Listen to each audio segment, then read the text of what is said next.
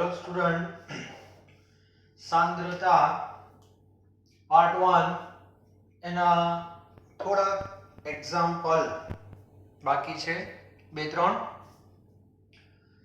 અને text book જો આપણી પાસે હોય તો એની અંદર સ્વાધ્યાયમાં દાખલા નંબર આઈ થિંક 2.6 દરેક વિદ્યાર્થી જોવે. 2.6 Na2CO3 એટલે કે સોડિયમ કાર્બોનેટ અને NaHCO3 બંને પદાર્થોનો સમમોલર, તે અંડરલાઈન કરજો, સમમોલર જથ્થો ધરાવતા 1 ગ્રામ મિશ્રણને સંપૂર્ણપણે પ્રક્રિયા કરવા, સંપૂર્ણપણે એટલે એક શબ્દ રહી ગયો છે તટસ્થીકરણ, એટલે આ બંને બેઝ છે અને એનું આપણે તટસ્થીકરણ કરવાનું છે. શેનાથી? એસિડથી.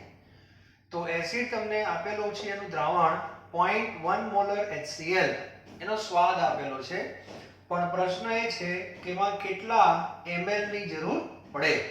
તો આ દાખલો તટસ્થીકરણનો છે.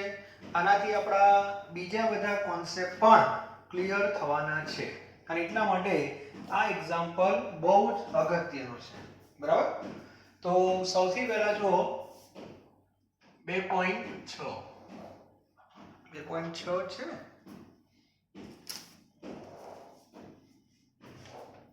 હા 2.6.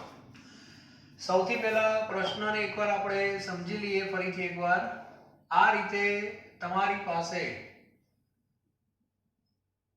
બેઝ છે, બેઝનું દ્રાવણ નથી, બેઝ છે, ધ્યાન રાખજો. બરાબર? અને આ બેઝ છે એ મિશ્રણ છે કોનું? Na2CO3 પ્લસ NaHCO3, આ બેનું મિશ્રણ છે. બરાબર?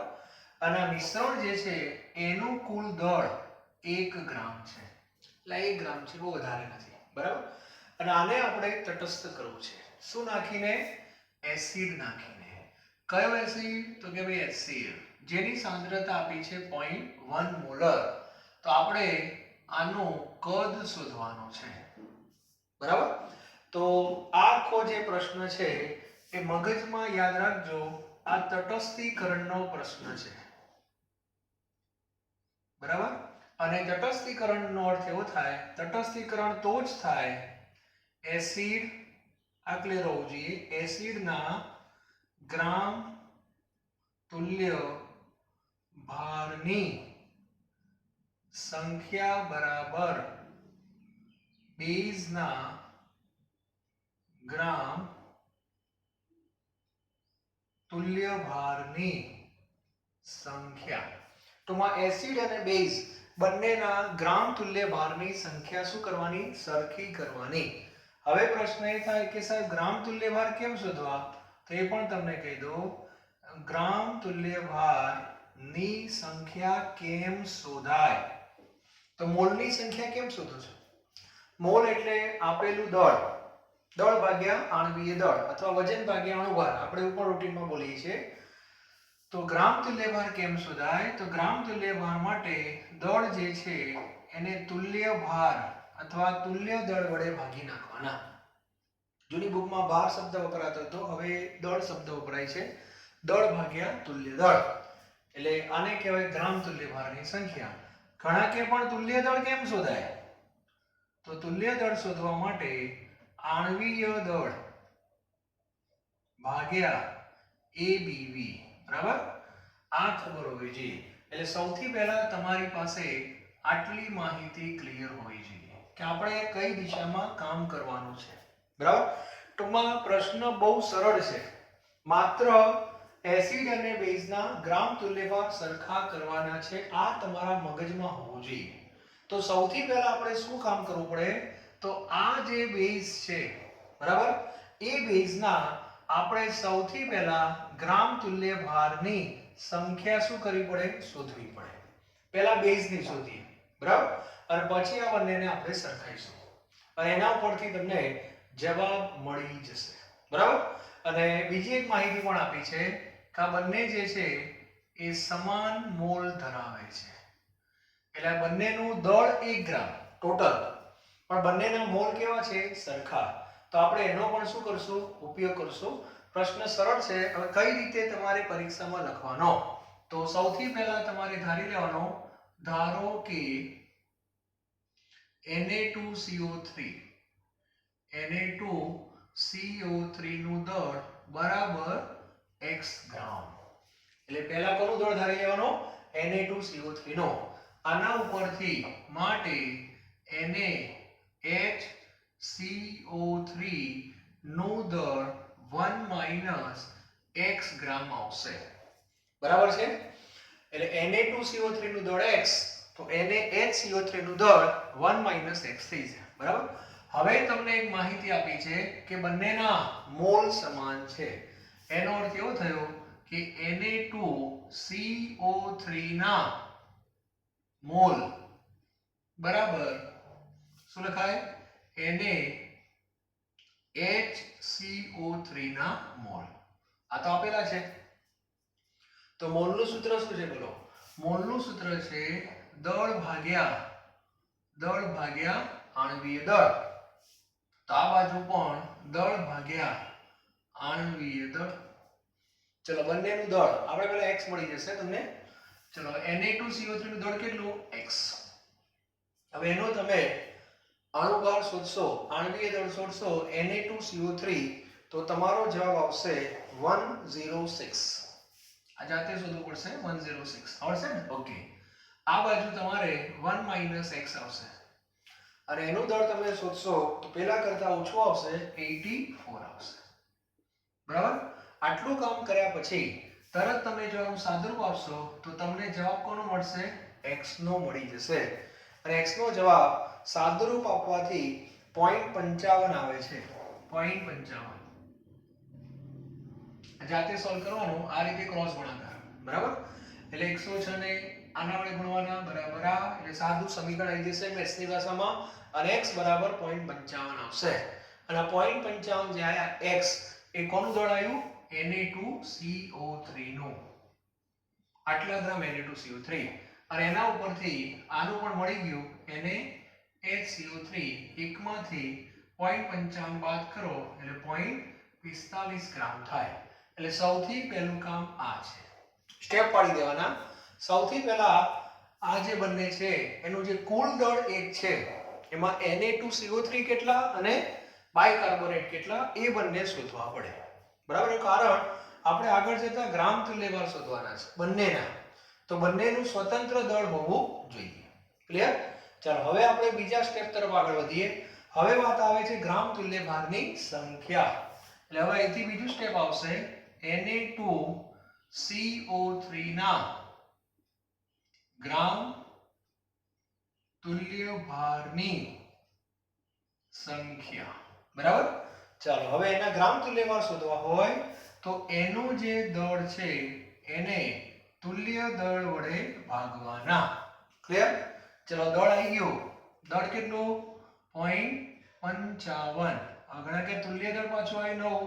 તુલ્ય દળ કેમ શોધાય? તો આણ્વીય દળને ABV વડે ભાગવાના. તો 0.55. ચલો 0.55. આણ્વીય દળ કેટલું હતું હમણાં લખ્યું આપણે? 106. અને Na2CO3 છે સોડિયમ કાર્બોનેટ. તો આને તમે છૂટું પાડશો તમા Na+ છે પણ 2 Na છે. બરાબર? એટલે આમાં વેલેન્સી આવશે તમારે અને વેલેન્સી આવશે 2. એટલે છેદનો છેદ ક્યાં જવાનો? અંશમાં.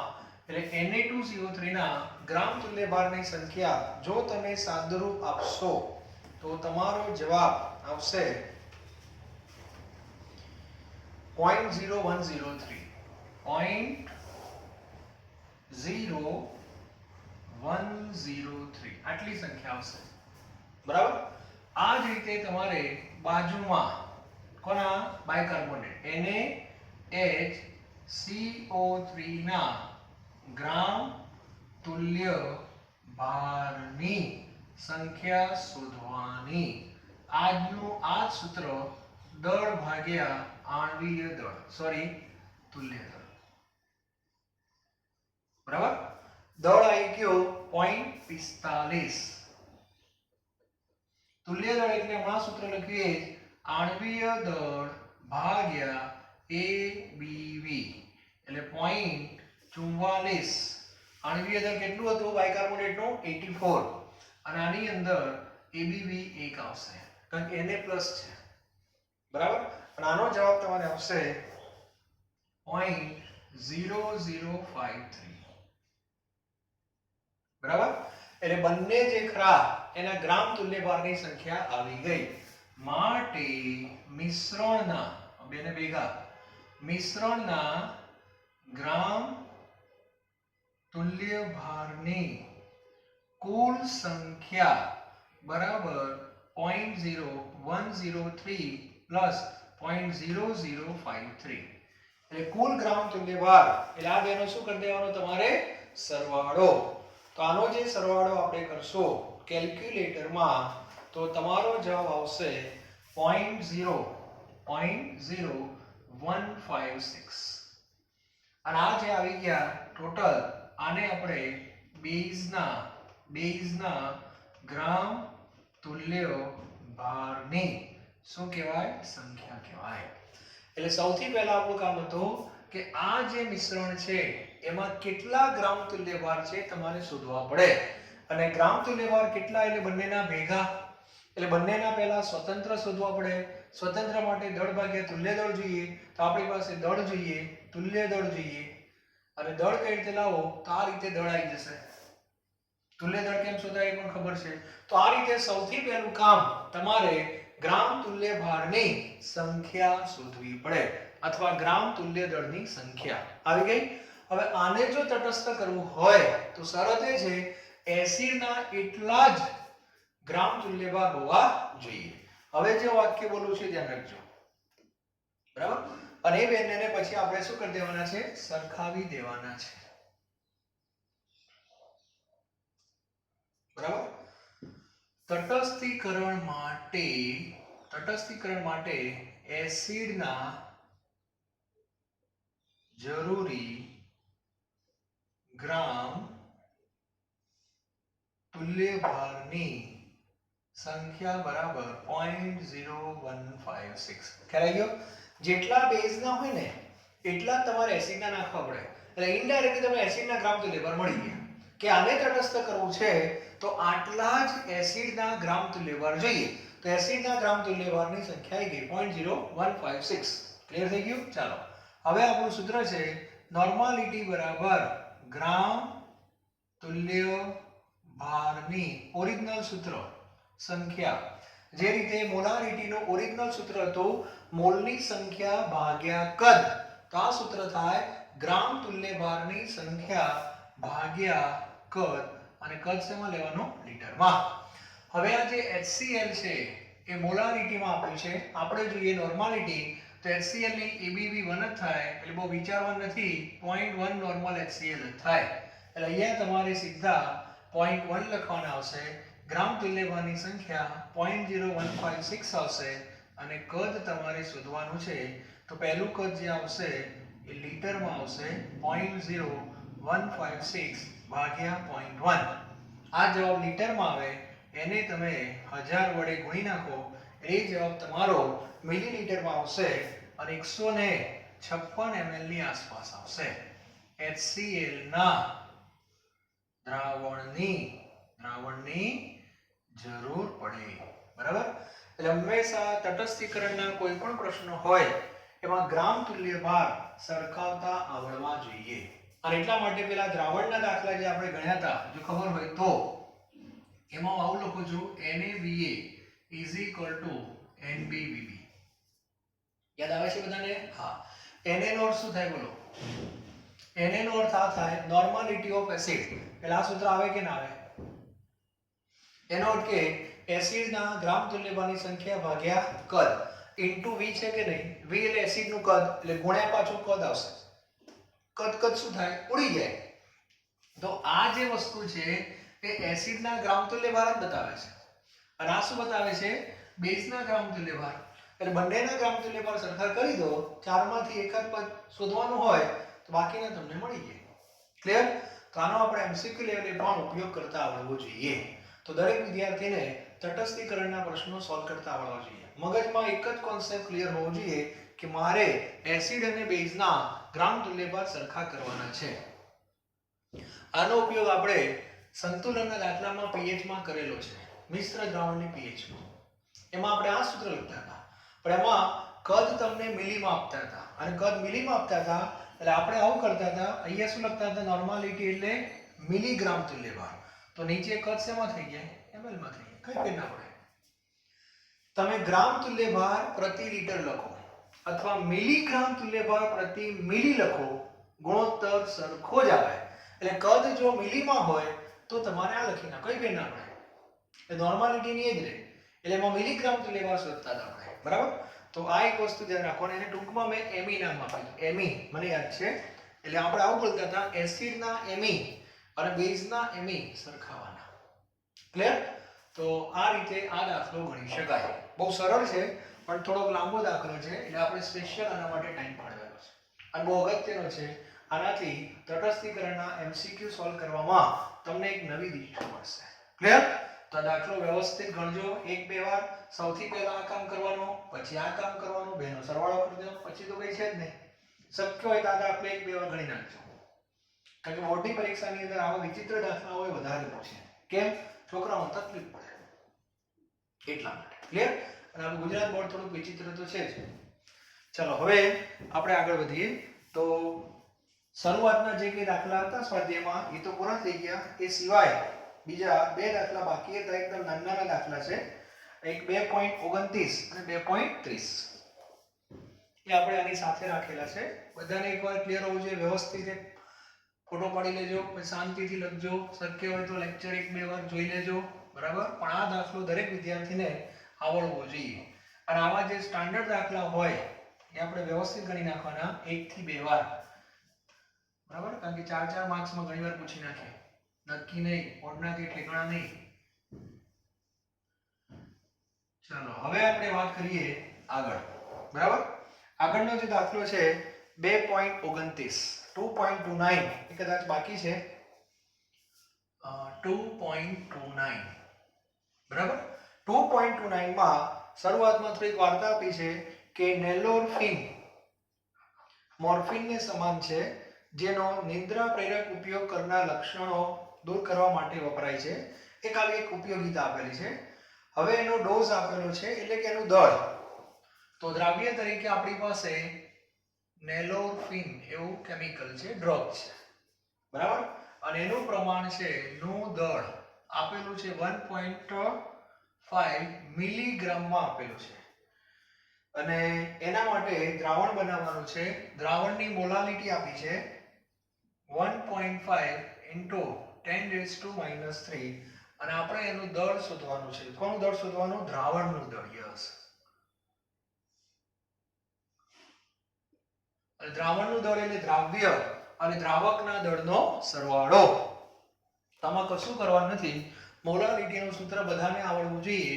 અને મોલાલિટીનું સૂત્ર શું હતું? ગઈકાલે કીધું હતું. દ્રાવ્યનું દળ W ગ્રામ, નીચે શું આવશે? આણ્વીય દળ, અને અહીંયા આવશે W0 શેમાં? kgમાં. મોલાલિટી આપી છે 1.5 10⁻³ દળ ગ્રામમાં લેવાનું છે. 1.5 મિલીગ્રામમાં છે તો ફરી ગ્રામ કેટલા થાય? 10⁻³ આણ્વીય દળ માટે આનું સૂત્ર આપેલું છે. ચિંતા કરવાની જરૂર નથી. C19 સૂત્ર આપેલું છે એટલે બહુ ચિંતા નહીં કરતા. ઘણા કે સાહેબ અમને ક્યાંથી ખબર પડે? તો આનું સૂત્ર આપેલું છે C19H21 અને NO3. આના ઉપરથી આણ્વીય દળ આપણે જે શોધશું તો આવશે 311 અને આના ઉપરથી W0 તમને મળી જશે. અને આ W0 શેમાં હશે? kgમાં. એટલે આ સીધા ઉડી જવાના ડાયરેક્ટ. માટે W0 એટલે દ્રાવકનું દળ 1/311 આવું લખી શકાય. પણ આ જવાબ kgમાં હોય એટલે આને આપણે ગુણ્યા શું કરી દેવાના? 1000. એટલે 1000 વડે ગુણશો એટલે આ જવાબ ગ્રામમાં આવશે. અને ગ્રામ તમારે આવશે 3.215 ગ્રામ. અને આ દળ થઈ ગયું દ્રાવક. અને આપણે કોનું શોધવાનું છે? દ્રાવણનો, તો દ્રાવણનું દળ કેમ શોધાય? તો દ્રાવણનું દળ શોધવા માટે દ્રાવ્ય અને દ્રાવકનો શું કરી દેવાનો? સરવાળો. દ્રાવ્યનો 1.5 10⁻³ ગ્રામ અને આ બાજુ 3.215 ગ્રામ. આ બહુ વધારે કઈ છે નહીં, એટલે બહુ ફેર નહીં પડે, એટલે બેનો સરવાળો 3.216 અને 9 આટલા ગ્રામ આવશે. બરાબર? એટલે એકદમ સરળ છે, બહુ ચિંતાનો વિષય નથી. ત્યારબાદ 2.30, એ પણ એકદમ સરળ દાખલો છે. 2.30 માં બેન્ઝોઇક એસિડની મોલારિટી આપી છે, કદ આપેલું છે અને ખાલી દળ શોધવાનું છે. એટલે મોલારિટીનું ખાલી સૂત્ર જ છે W ગ્રામ. અહીંયા આવશે તમારે આણ્વીય દળ અને v શેમાં લેવાના? લીટરમાં. મોલારિટી આપેલી છે 0.15. W તમારે શોધવાના છે. આણ્વીય દળ બેન્ઝોઇક એસિડ, બેન્ઝોઇક એસિડ એટલે બેન્ઝીનના માથા ઉપર કઈ ગ્રુપ? COOH. આનો જો આણ્વીય દળ શોધવામાં આવશે તો 122 આવશે અને કદ આપ્યું છે 250, પણ 250 ml છે, 1000 વડે ભાગી નાખવાના એટલે 1000 ઉપર આવશે, તો W તમારે ગ્રામમાં આવી જશે અને આ જવાબ તમારો જે આવશે ગ્રામમાં, એ જવાબ છે 4.575. બસ ગણેલા છે બધા તમારા માટે, પણ ખાલી રીત શું છે, કઈ રીતે ગણવા એ ખબર હોવી જોઈએ. બરાબર? તો આ રીતે દાખલા ગણી શકાય. તો સ્વાધ્યાયની અંદર સાંદ્રતાના જેટલા પણ દાખલા છુપાયેલા છે એ બધા મેં કાઢ્યા અને તમારી સામે મૂકી દીધા છે. બરાબર? અને મેં તમને 8 દાખલા હોમવર્કમાં આપેલા છે. બરાબર? એમાં ખાસ પેલા જે અંદરના દાખલા હોય લખાણ સંબંધિત, બરાબર, એની અંદર જો વાત કરો તો કશું છે નહીં. એમાં એક 2.1 છે, થોડી ચર્ચા કરી દો એટલે દરેક વિદ્યાર્થીને ખ્યાલ આવી જાય. 2.1 એમાં 22 ગ્રામ બેન્ઝીન છે અને 122 ગ્રામ કાર્બન ટેટ્રાક્લોરાઇડ છે. તો બેન્ઝીન અને કાર્બન ટેટ્રાક્લોરાઇડની દળ ટકાવારી શોધવાની છે. એકદમ સિમ્પલ. સૌથી પહેલા શું કરજો? બંનેનો સરવાળો કરી દો. 22 ગ્રામ અને 122 એટલે 22 + 122 કરશો એટલે 144 ગ્રામ એ કુલ દળ આવી જશે. ક્લિયર? પછી W/W શોધવાના. એકવાર બેન્ઝીનના શોધવાના, તો 22 ને 144 થી ભાગી નાખજો ગુણ્યા 100 એટલે 1% થઈ ગયા બેન્ઝીનના અને 100 માંથી બાદ કરી નાખો એટલે 1% થઈ ગયા કાર્બન ટેટ્રાક્લોરાઇડના. ક્લિયર? એના પછી 30% દળથી આપેલું છે. કોણ?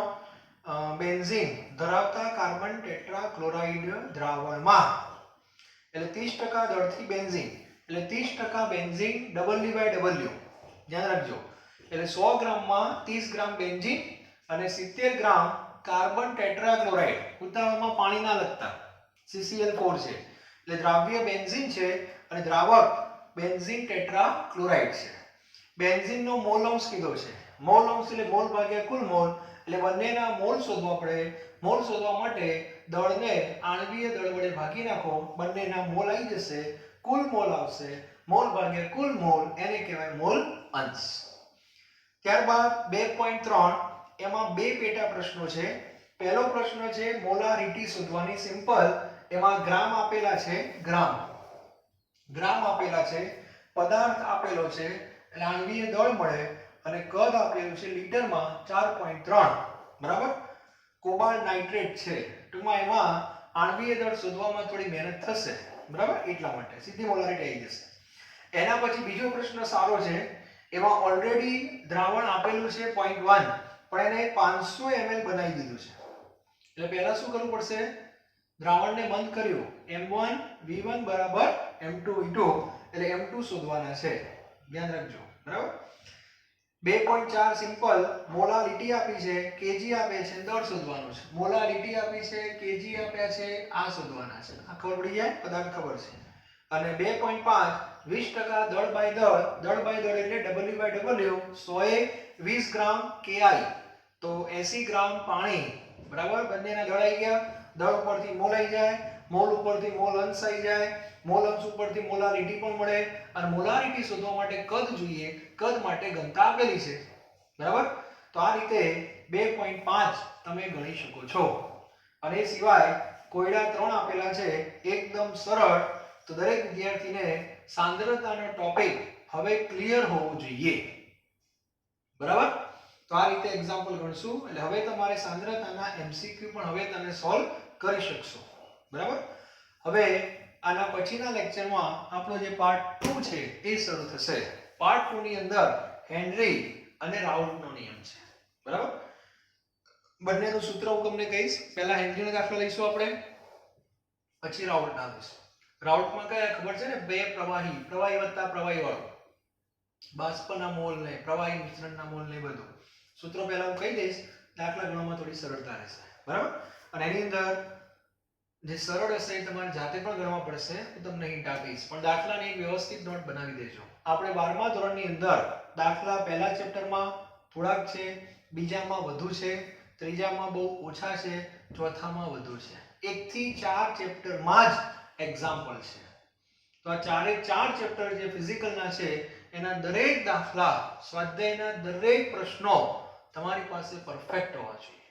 બાકીના બધા ચેપ્ટરોની અંદર થિયરી પ્રમાણે કામ કરવાનું હોય છે, એટલે એમાં સ્વાધ્યાયના પ્રશ્નો ખાલી જોવાના અને સમજવાના હોય છે. બરાબર? પણ આ તો તમારે ફરજિયાત લખવા પડશે જ. બરાબર? Thank you very very much.